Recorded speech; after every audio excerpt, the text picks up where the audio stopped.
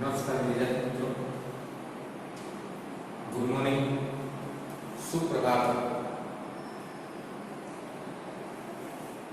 परिभाषा सूर्यના ઉગતા કિરણની પરિભાષા આપણે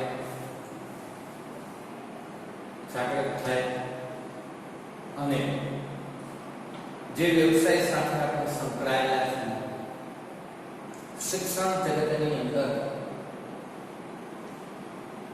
અમુક અવસ્થાઓની અંદર વ્યક્તિએ શિક્ષણ પ્રાપ્ત કરવા માટે તત્પર હોય છે અને અમુક અવસ્થાઓની અંદર ધીમે એ શિક્ષણો અપાતા હોય છે.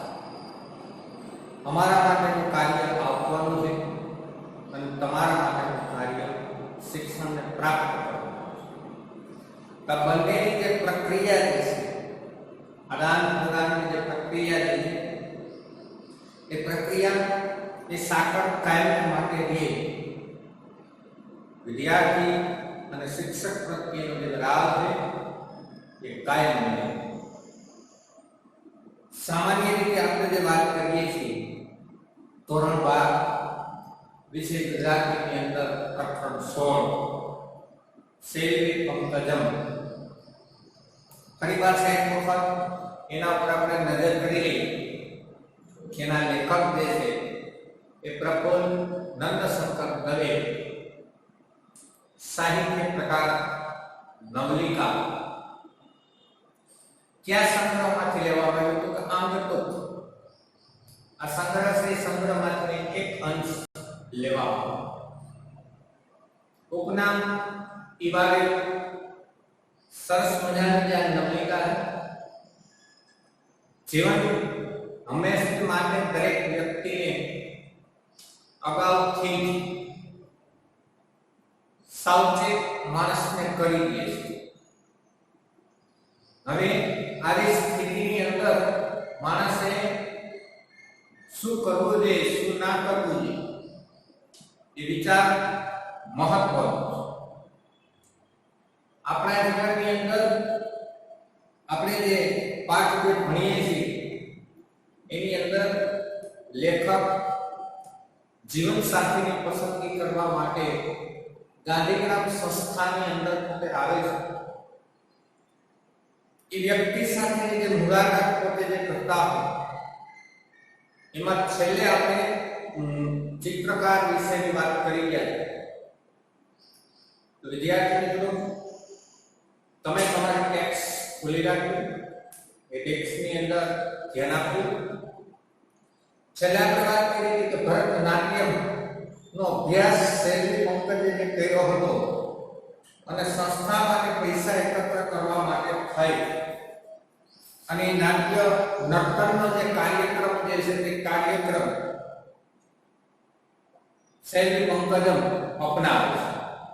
ત્યાર પછી અમ્મા અને પપ્પા જેમ કહી શકાય તેના ઉપર અત્યંત જે સ્નેહ હોવાના કારણે એ ચિત્રકાર ભાઈ શૈલી પંકજમની જે દરવાજા ઉપર લાગેલી જે છબી તસવીર હતી એ બનાવેલી.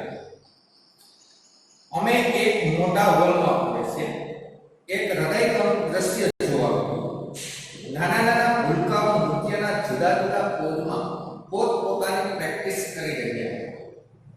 હવે એક મોટા હોલની અંદર લેખક અને શૈલી પંકજમ બંને પ્રવેશ કરે છે. હૃદયને કમી જાય તેવું દ્રશ્ય ત્યાં એને જોવા મળે છે. નાના નાના જે બાળકો હતા એ નૃત્ય અલગ અલગ એક્શનની અંદર, સ્થિતિની અંદર એક પ્રેક્ટિસ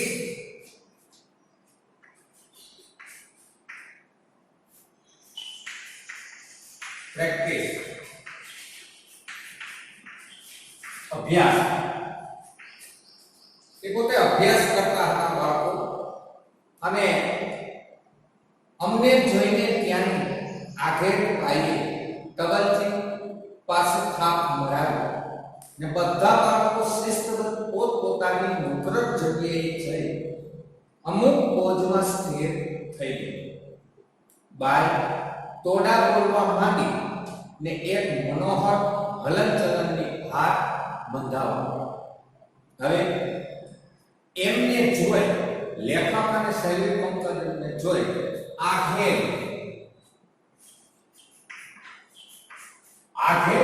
એટલે પ્રોજ સ્ત્રીએ શું કહ્યું? તબલથી, એટલે તબલા વગાડનાર જે વ્યક્તિ હોય તે. થાપ મારવી, તબલા ઉપર વગાડવા માટેની એક સ્થિતિ, એક સુર કહેવાય. અને એ સુર વગાડે છે તો બાળકો છે પોતપોતાની રીતે મુકરર એટલે નક્કી કહેવાય છે.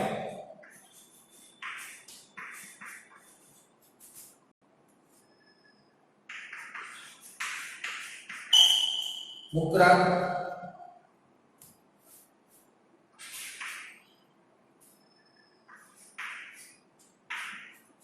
એટલે નક્કી જે સ્થિતિ જે કરેલી હતી એ જગ્યાએ જઈ અને અમુક એક્શનની અંદર એક સ્થિર ઊભી જાય છે. એ સ્ત્રી જે છે એ તોડા બોલવા,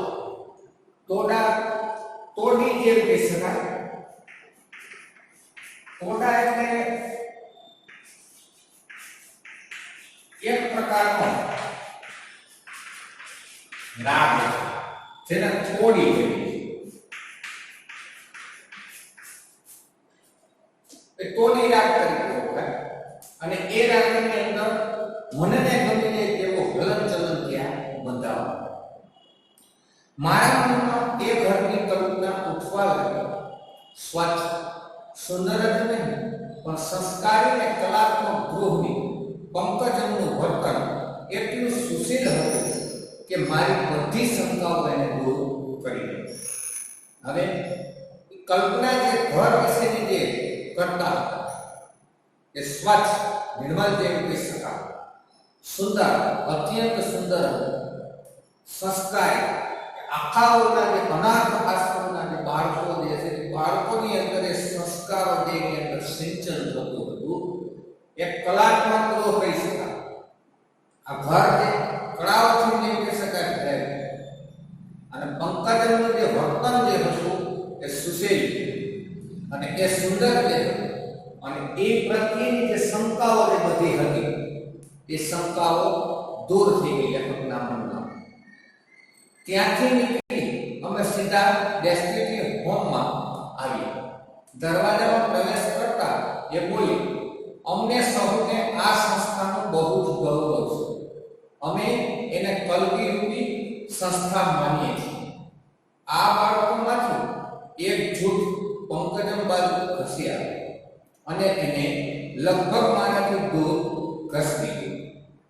પેલા બાઈ મારી પાસે આવ્યા, નમસ્કાર કરી બોલી, તમને હવે પંકજમ થોડો વખત નહીં મળે. આજે બાળકો એને મળ્યા નથી એટલે આ મળતા એની સાથે થોડું ખેલી લેશે, મળી લેશે.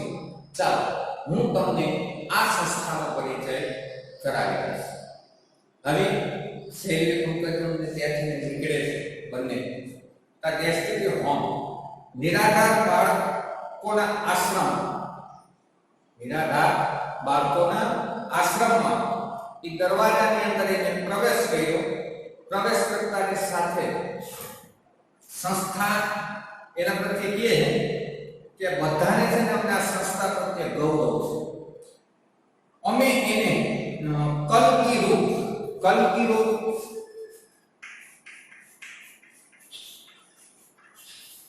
એટલે માથાના મુગટ જેવું, માથાના મુગટ જેવી આ સંસ્થા. હવે સામાન્ય રીતે આપણે જોઈએ કે માથાના મુગટ જેમ કહી શકાય કે શિરોધાર્ય જે શોભાયમાન જેમ થતો હોય તેમ આ સંસ્થા એના માટે શોભાયમાન થાય. ત્યાં એ સમય દરમિયાન એક બાળકોનો જૂથ સમૂહ હતો. એ સમૂહ આવે છે અને શૈલી પંકજને એક બાજુ ખસેડીને દૂર ખસેડી દે છે. અને લેખકથીને લગભગ હાથ પકડીને દૂર લઈ ગયા એટલે પેલી સ્ત્રી હતી આવી અને લેખકને સમક્ષ નમસ્કાર કર્યા. નમસ્કાર કરીને કીધું કે હવે તમને પંકજન છે થોડો વખત માટે નહીં મળે, કારણ કે આજે બાળકો છે ને એને મળ્યા નથી અને એની સાથે થોડો સમય માટે ખેલી કૂદી લેશે અને ચાલો કે હું તમને આ સંસ્થાનો એક પરિચય કરાવું. એક અત્યંત મજાનું સ્થળ હતું. અનાથ બાળકો માટેનો તો સ્વર્ગ જ હતો. તદ્દન નાના બાળકોના રૂમમાં અમે પહેલા 3-4 શિક્ષિકાઓ અને આયા બચ્ચાઓની દેખભાળ રાખતા. બધાને નર્સિંગ અને મોન્ટેસરી શિક્ષણની તાલીમ ત્યાં જ આપવામાં આવી હતી. 5-10 મિનિટ હું ત્યાં થોભ્યો. હવે એક અત્યંત સુંદર અને મજાનું સ્થળ અનાથ આશ્રમના બાળકો માટે તો આ સ્વર્ગ જ બને. તદ્દન સાવ જેમ કહી શકાય કે નાના બાળકો જેમ કહી શકાય રૂમની અંદર પેલા ગયા અને ત્યાં 3-4 શિક્ષિકાઓ જે બાળકોને દેખરેખ રાખનાર આયા, બાળકોની દેખરેખ સંભાળ રાખનાર જે સ્ત્રી હોય એને આયા કહેવાય. અને એ બાઈ બચ્ચાઓની જે બાળકોની દેખરેખ રાખતી હોય. આ દેખરેખ રાખવી તો કેવી? એમ મોન્ટેસરી, માતા મોન્ટેસરી જેમ કહી શકાય કે અધતન જેમ કહી શકાય, બાળકોની જે કેળવણીની રીતને જે ક્રાર જે નક્કી કરે છે તે પ્રમાણે શિક્ષણ એ તાલીમ અભ્યાસ જે કરાવવા માટે એને આપતા, એને તાલીમ આપવામાં. અને 5-10 મિનિટ લેખક ત્યાં ઉભે છે. ત્યાં બે પરસ્પર વિરોધી લાગણીઓનું ઘર્ષણ મારા મનમાં ચાલી રહ્યું હતું.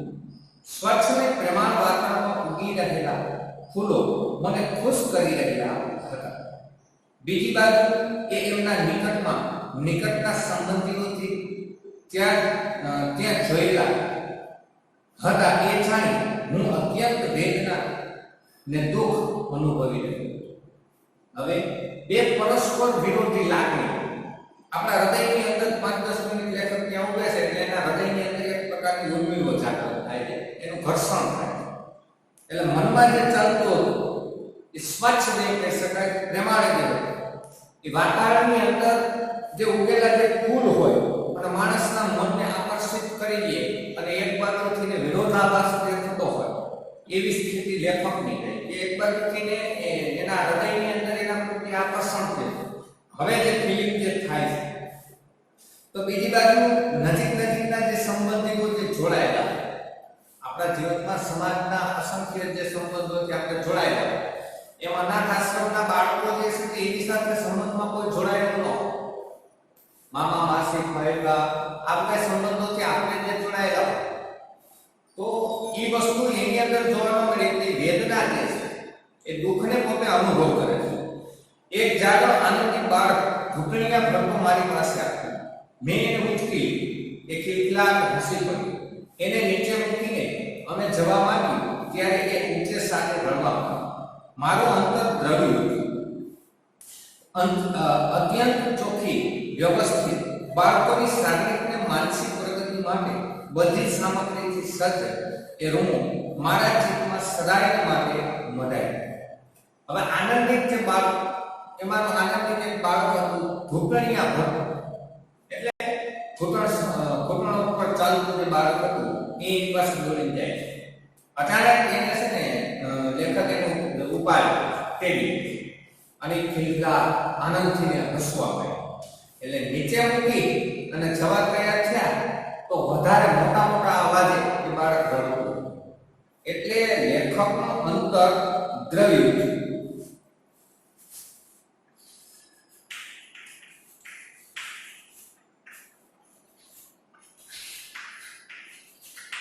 અંતર પીગળ્યું.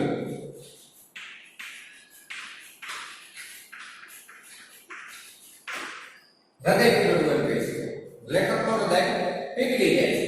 અત્યંત જેમ કહી શકાય ચોખ્ખું, સ્પષ્ટ, વ્યવસ્થિત જે આ બાળક હતું એ શારીરિક અને માનસિક પ્રગતિ માટે હંમેશા માટે બાળકની જે સાધન સામગ્રી છે એ શારીરિક અને માનસિક પ્રગતિ થાય એવા રૂપે એનો વિકાસ થવો. જે આ માદા મોન્ટેસરી જેમ કે છે કેળવણીની અધતન જે કરાર કરેલું છે તો એવા એના મન જે છે એવા રૂપ એના સજેલા હોય અને એ મન જેમ કે શકાય કાયમ માટે લેખકનું કાયમ માટે મન એ બાળકો પ્રત્યે એ સંસ્થાની અંદર જોયા પછી એ સ્થિર થઈ જાય છે, સ્તબ્ધ થઈ જાય છે. બહાર મેદાનમાં આવ્યા, અમે નાના બાળકો કિલોલ કરી રહ્યા હતા. એકાએક પ્રશ્ન ઉઠ્યો ને મેં પૂછી નાખ્યો. માફ કરજો, આ પ્રશ્ન પૂછવા માટે ઉત્સુકતા નથી રોકી શકતો. આ બધાના મા બાપોથી તમે જ્ઞાન હો છો. આ બાળકોને કોણ લાવે છે? બહાર મેદાનની અંદર પેલી બાળ અને લેખક જાય છે. નાના બાળકોને આનંદ ઉત્સાહની અંદર રમતા હતા. એટલે એના પ્રત્યેનો એક પ્રશ્ન લેખકના મનની અંદર જાગૃત થયો. એટલે કીધું કે માફ કરજો કે આ પ્રશ્ન મારા પૂછાય નહીં, તો મારી અંદર જે આતુરતા છે એ આતુરતાને હું રોકી શકતો નથી. હવે બધાના મા બાપથી આ બાળકો છે, એ બધાના મા બાપથી તમે જ્ઞાન જાણકાર હોય. આ બાળકોને અહીં કોણ લાવે છે, ક્યાંથી આવે છે કે તમે જાણો છો? બધા જ ગરીબ તવંગ, પુનિત પાપી, દુર્જન સજ્જન, જેના દિલમાં રામ વસ્યો હોય છે, તે બાળકનું ગળું દુભાવીને બદલે કે રજકડું છોડી દેવાને બદલે એને અહીં લઈ આવે છે. ગટરમાંથી, કૂવામાંથી, ઉકરડેથી, જંગલમાંથી કે કલ્પનામાં ના આવે એવી ગંદી જગ્યાઓમાંથી માણસો એમને બહાર કાઢી આવે. કંઈક કોઈક જ વખત અમને એમના મા બાપની જાણ થાય છે, મોટા ભાગની નથી. હવે આ જે બાળકો છે એ બાળકોના મા બાપ વિશેની જાણકારીની જ્યારે વાત કરવામાં આવે છે ત્યારે સ્ત્રી એને કહે છે, કોઈ ગરીબ બાળક હોય, કોઈ અમીર બાળક હોય, કોઈ પવિત્ર હોય છે, કોઈ પાપી હોય છે, કોઈ દુર્ગણ, કોઈ સજ્જન, જેના હૃદયની અંદર રામ વસેલો હોય ને એવા વ્યક્તિઓના બાળકોના ગળું દબાવીને મારી નાખવું એમ કહી શકાય.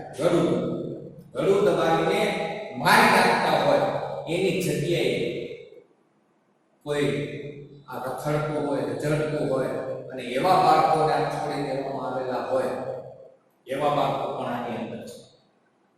બીજી વાત કે આ બાળકો ક્યાંથી, તો કે કોઈ ગટરમાં બાળકના જન્મ થતાની સાથે કોઈ ગટરની અંદર બાળકને ફેંકી દે છે, કોઈ કુવાની અંદર ફેંકે, કોઈ ગરડાઓની અંદર ફેંકે, કોઈ જંગલોની અંદર આ બાળકોને ફેંકી દે છે. તમે કલ્પના ન કરેલી હોય એવી જગ્યાએથી, એવી ગંદી જગ્યાઓમાંથી આ બાળકો અહીં આવેલા હોય છે. અમુકના મા બાપોની અમને જાણ થાય, મોટે ભાગે તો અમને મા બાપની જાણ થતી નથી. અમે કિશોરી બ્લોક બાજુ આગળ વધતા.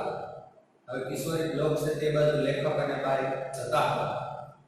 તમે આ બાળકોને કેવી રીતે તૈયાર કરો છો? તેઓ એમની કમનસીબી દશાથી માહિતગાર હોય છે. એ ઉંમર લાયક થાય ત્યારે નોર્મલ માણસની માફક આ દુનિયામાં જોડાઈ શકે. સમાજ એમને કઈ રીતે સ્વીકારે?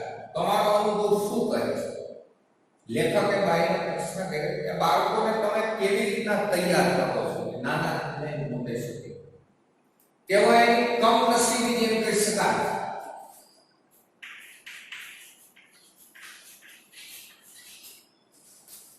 કમનસીબી, દુર્ભાગ્ય જેમ કહી શકાય.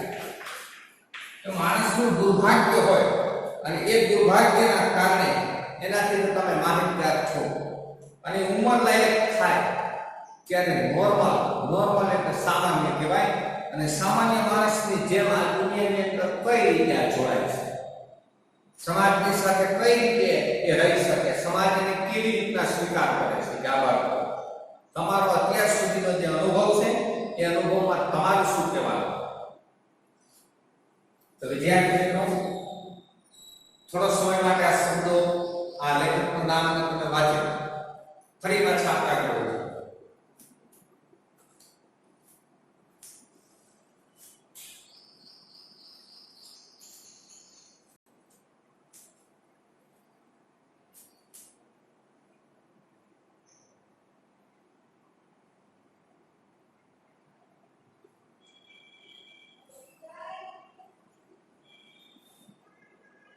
હવે એ પ્રશ્ન જે જાગૃત થયા કે સમાજની અંદર આ બાળકોને સ્થાન કેવી રીતના મળે, સમાજ એને કેવી રીતના સ્વીકારે, સમાજની અંદર આ દુનિયાની અંદર આ બાળકો મોટી વયસના થાય ત્યારે કેવી રીતના જીવન વ્યતીત કરે છે.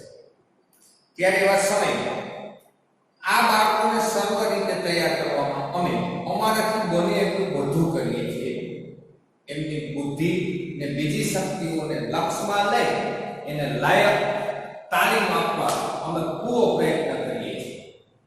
મોટા ભાગે સફળતા મળી છે અમને, પરંતુ કેટલાક બાળકોની બાબતમાં અમે નિષ્ફળ પણ ગયા છે. તમને એક નક્કર દાખલો આપું. તમે પંકજમના મિત્ર છો. પંકજમ એ આ સંસ્થાની આગવી સિદ્ધિ છે. તમે જાણો છો એનું નામ અમારે જાણી બુજીને આ રાખ્યું છે. એ કાગળનું કમળ છે. એ આ સંસ્થાનું ફરજંદ છે. અમને એનું મોટું ગૌરવ છે. કે આ બાળકોની અંદર સર્વ રીતે સંપૂર્ણ રીતે અમે જે તૈયારી કરેલી, અમારાથી બનીને એટલું તો અમે સંસ્કારોનું સિંચન આપવા માટે તૈયાર થઈ છીએ. પરંતુ એની બુદ્ધિ, અન્ય જે શક્તિઓનો જે વિકાસ, આ બધી બાબતોને ધ્યાનમાં રાખી અને અમે એને તાલીમ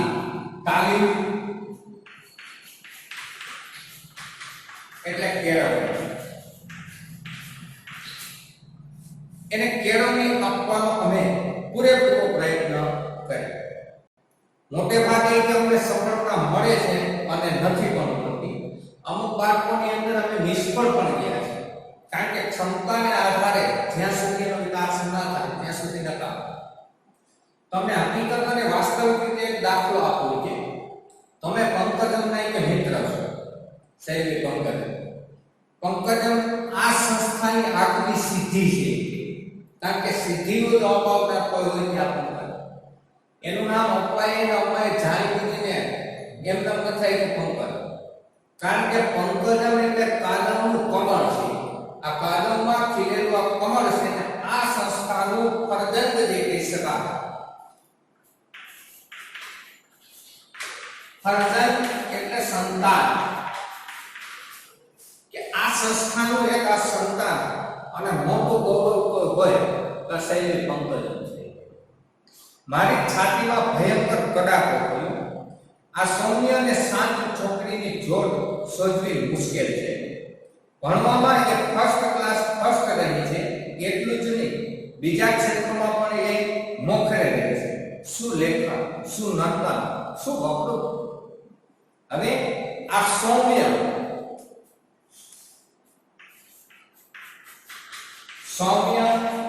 એટલે સુશીલ, શાંત પણ કહી શકાય સૌમ્ય. પણ સુશીલ જે છોકરી જોડે આવી છોકરી શોધવી મુશ્કેલ પડી. ભણવામાં એ પ્રથમ નંબરે અને પ્રથમ આવતી. એવું માત્ર ભણવામાં પ્રથમ નંબર આવે એવું નથી. આ ક્ષેત્રમાં હરેક ક્ષેત્રની અંદર પોતે પ્રથમ અને આગળ રહે છે. શું લેખનની જે પ્રથા, લખવાની જે કળા છે એ લખવાની અંદર પણ મોખરે. નર્તન, નૃત્ય જે કહી શકાય કે નૃત્યમાં પણ પોતે મોખરે છે. વક્તૃત્વ કે બોલવાની, અભિવ્યક્ત જે કરવાની જે કળા છે એની અંદર પણ પંકજમ મોખરે છે.